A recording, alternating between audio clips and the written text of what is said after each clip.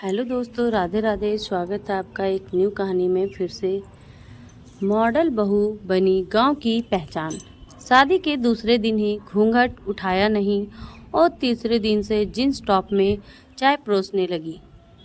सास ससुर गांव के हैं और बहू मुंबई की मॉडल जैसी चाल चलती है। ऐसी बहू गांव में पहली बार देखी है। ये फैशन है या बेशर्मी? गांव लोहागढ़ की गलियों में कुछ दिनों से सिर्फ एक ही नाम गूंज रहा था, पाखी बहू। राम स्वरूप जी का बेटा अभिषेक, जो शहर में नौकरी करता था, उसने अपने ऑफिस की सहकर्मी पाखी से प्रेम विवाह किया। पाखी एक फैशन डिजाइनर थी। स्लीवलेस पहनना, खुले बाल, हाई हील्स और इंग्लिश में बात करना, यही उसका अंदाज था। जब शादी की बात हुई तो अभिषेक ने माँ बाप से कहा, माँ, पाखी बहुत अच्छी लड़की है, थोड़ी मॉडर्न है लेकिन दिल से बहुत साफ है। माँ ने कहा, बेटा, हम तो गांव के लोग हैं, बहू चाहे जैसी हो, बस हमें सम्मान दे दे, वही बहुत है। शादी और नए रंग। शादी खूब धूमधाम से हुई। गांव में पहली बार मेहमानों ने पाखी को गाउन में देखा। किसी ने कहा, बहू है या फिल्म स्टार? तो किसी ने कान में फुसफुसाया, इसे तो घूंघट का मतलब भी नहीं पता होगा। शादी के बाद जब पाखी गांव आई तो उम्मीद थी कि वह थोड़े दिन तो सादगी से रहेगी, लेकिन दूसरे ही दिन वह सुबह चाय बनाने आई,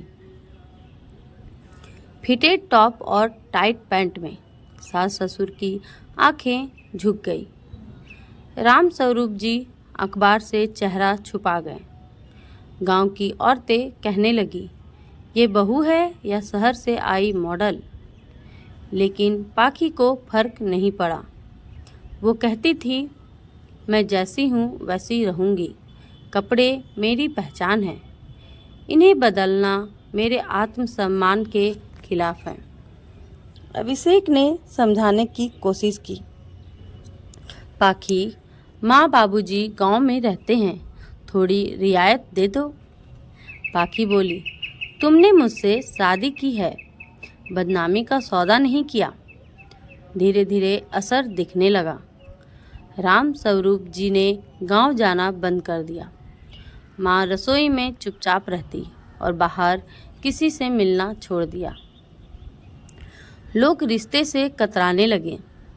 जिस घर में बहू ऐसे कपड़े पहनती है, वहाँ अपनी बेटी का रिश्ता नहीं करेंगे।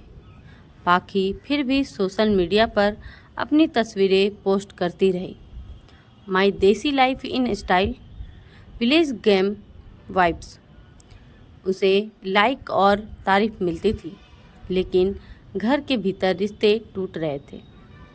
फिर एक दिन गांव में पंचायत रखी गई। किसी और वजह से राम स्वरूप जी को बुलाया गया, लेकिन वहाँ लोगों ने तानों की बौछार कर दी। आपका बेटा तो शहर का हो गया, लेकिन आपकी बहू ने गांव को भी नंगा कर दिया। अगर ऐसे ही बहुएं आने लगी तो कल को हमारी बेटियां भी घूंघट छोड़कर बिकनी पहनेंगी। राम स्वरूप जी कुछ ना बोले, बस कुर्सी से उठे और जमीन पर बैठ गए। अगर मेरी परवरिश से ये दिन आना था तो मुझे माफ़ कर देना। उस दिन वो सीने में दर्द लेकर गिर पड़े। अब पाखी की आँख खुली जब वो अस्पताल पहुंची। राम स्वरूप जी ने कांपते हुए कहा, बेटी, तू जैसी है, हम तुझसे नफरत नहीं करते, लेकिन गांव की हवा में तेज इत्र से दम घुट जाता है। हमें तेरा बदन नहीं, तेरा मन अपनाना था, पर तूने वो भी छिपा लिया। पाखी की आंखें भर आई। उसने खुद को पहली बार आईने में बिना मेकअप का देखा। एक ऐसी बहू जो आत्मसम्मान के नाम पर अपनों को खो रही थी। फिर पाखी ने अगले दिन गांव की चौपाल में सबके सामने आकर कहा, मैं फैशन डिजाइनर हूँ, लेकिन आज से मैं अपने घर की इज्जत का डिजाइन करूँगी। मैं जीन्स पहन सकती हूँ, लेकिन माँ के घूंघट की तहजीब को नहीं भूलूंगी। मैं बदलाव हूँ, पर अपनों के खिलाफ नहीं। अब पाखी लड़कियों को आत्मनिर्भर बनाना सिखाती है, लेकिन साड़ी पहनकर और माथे पर बिंदी लगाकर। सीख, मॉडर्न बनो, लेकिन जमीन से जुड़े रहो। संस्कार अगर फैशन से टकराए तो रिश्ते हार जाते हैं। रिश्तों में परिवर्तन लाना गलत नहीं, लेकिन अपनों की भावनाओं की कीमत पर कभी नहीं। तो दोस्तों, शीर्षक हमें यह सिखलाता है कि जब बहू ने गांव में जींस टॉप पहनकर तहलका मचा दिया, लेकिन ससुर की आंखों के आंसुओं ने उसे बदल दिया, क्योंकि बहुएं फैशन से नहीं समझदारी से घर बसाती हैं, और इज्जत पहनावे से नहीं व्यवहार से झलकती है। तो आप सबको हमारी ये कहानी कैसी लगी ज़रूर बताएं, और लाइक करें, शेयर करें, सब्सक्राइब करें। हमारी कहानी अगर आपको अच्छी लगती है, थोड़ी सी भी अच्छी लगती है, तो प्लीज़ कमेंट ज़रूर करें। धन्यवाद। मिलते हैं अगली कहानी में।